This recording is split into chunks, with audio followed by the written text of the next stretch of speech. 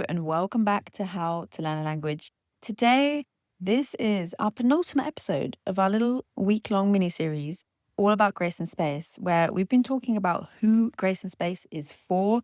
Head back into the archives, listen in to everything that we've shared so far, and maybe you'll find yourself in there.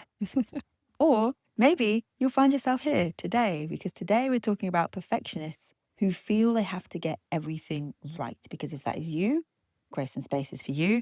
Grace and Space is happening this year very, very soon. lindsaydoeslanguages.com/grace and space for you to get your tickets.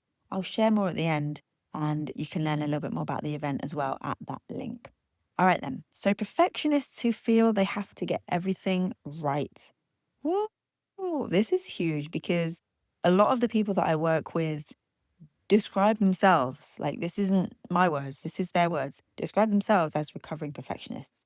It's amazing to me how much this started to come up from the very beginning of language life.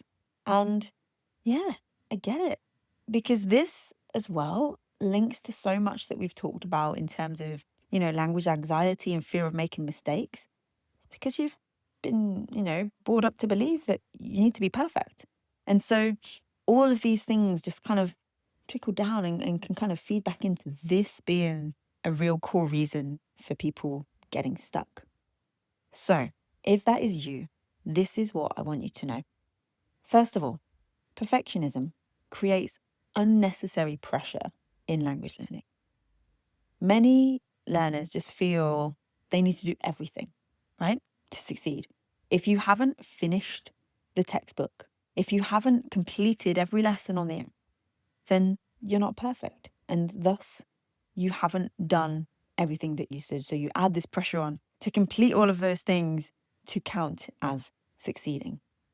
Well, obviously, as you might imagine, that mindset and that approach just leads to overwhelm and quite often quitting.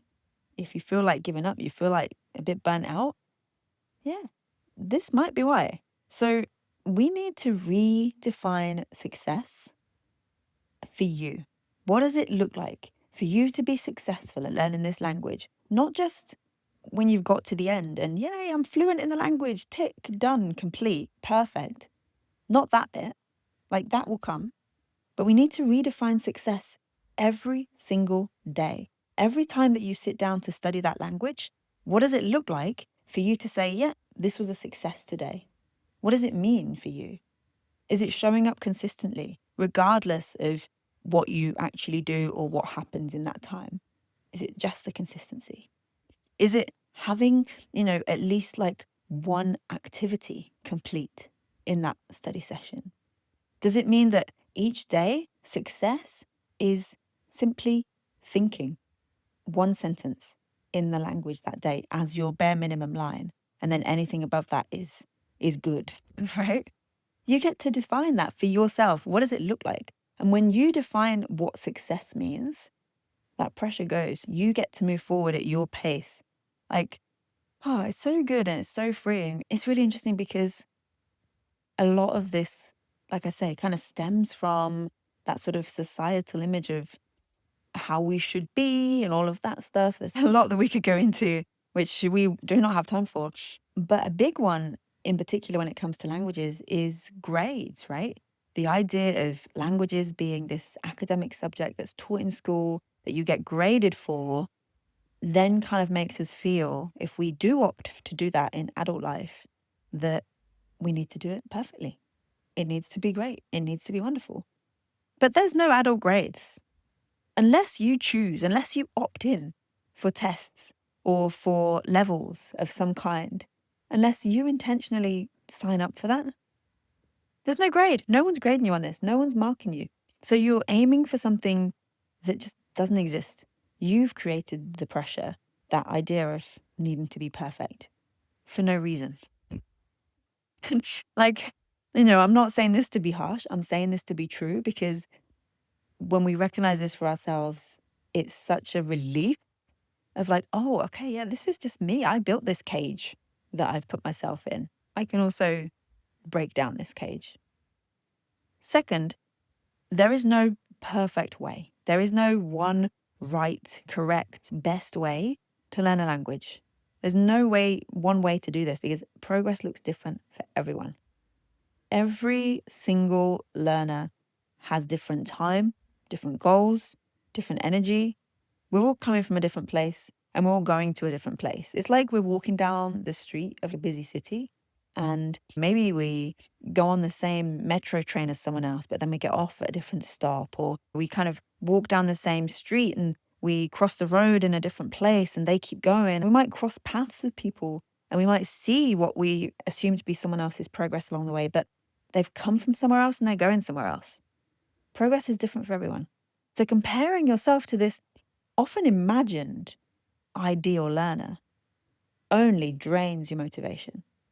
And as you might imagine, when we're not motivated, we ain't going to be learning too good either, right? We need some level of motivation. Even when it feels low, we need some reason to still be there showing up. And if we're looking around thinking, I'm not doing it right, then, it's not going to be good.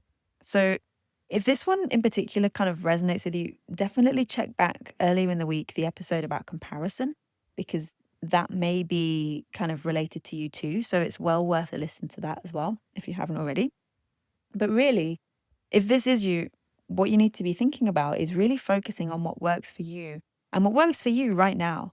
Now, even if you only manage a small part of an event, even if you get your Grace and Space ticket and you feel like, oh, there's pressure, like I've added this unnecessary pressure, like we talk about, to show up and to be there for every session. No, not at all. I am giving you permission not to show up to every session for Grace and Space, right? You have that permission. It's okay not to show up and still count that as success and still have that be perfect event for you, because quality beats quantity. If you're like, okay, I really need to go to that particular talk session or to make time to catch up for that particular one, or the hot seat coaching, get your ticket to Grace and Space, get booked in for some hot seat coaching, and you will be coached personally by me on where you're at right now, your specific topic, your problem, your struggle that you want to talk about right now. That's what we're going to work on. This could not be more personalized to you.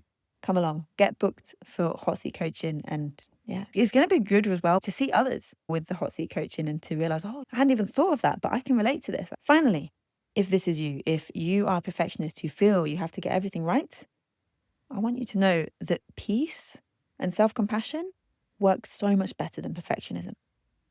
Because as we've covered, perfectionism just breeds stress. It's not like a very productive language learning environment. While self-compassion makes learning sustainable. It makes it easy to keep going because you're not constantly beating yourself up about not being perfect. Just accepting that imperfection frees you up rather than stalling you when, things aren't flawless, which chances are they never are going to be. So instead of asking like, did I do it all? We're asking, what did I gain from what I did?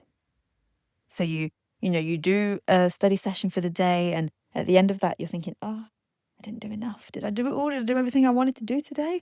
No. What about if instead of that, you say, what did I gain from what I actually did? And just that built-in kindness, acknowledging your effort, celebrating small wins, giving yourself permission to rest. All of that stuff is so good and so necessary. And this is the very first prelude lesson in Language Life is all about self-compassion. And it's one of the core things that I'm thinking about when I create Grace and Space every year is how can we collectively make language learning more self-compassionate, make it be something that we do, that we progress in, that becomes an asset to our lives, but not at the expense of making us feel like rubbish along the way. That's what it's all about. Grace and Space is happening this year from the 25th to the 28th of September. It is going to be the best one yet, hands down, because you've got a new talk workshop every day. That's 4 talk workshops plus multiple live sessions, including co-study, Q&A, hot seat coaching. Like I said, you do not need to attend everything for it to be a perfect event for you. Plus, you get the chance to join Language Life with a little very special bonus package. Tickets are just $50 and you can get them right now at lindsaydoeslanguages.com/grace and space. I would love to see you there. It's going to be so good. And I would love to do some hot seat coaching with you as well. So come on in, book your ticket, be brave and submit a ticket for hot seat coaching. It's going to be fun. And if you're listening in the future, you can sign up to my email list for updates on future events and get yourself access to my free ultimate language resource list in the meantime at lindsaydoeslanguages.com/list. All right, then. We have one more episode in this series. I've really loved putting this together for you. If this has been helpful, if you've got something that you want to share and this has sparked something for you, you can email me at lindsay@doeslanguages.com or share this episode with a friend who's working through something similar. And I'll be back tomorrow with our final episode in the series. Bye.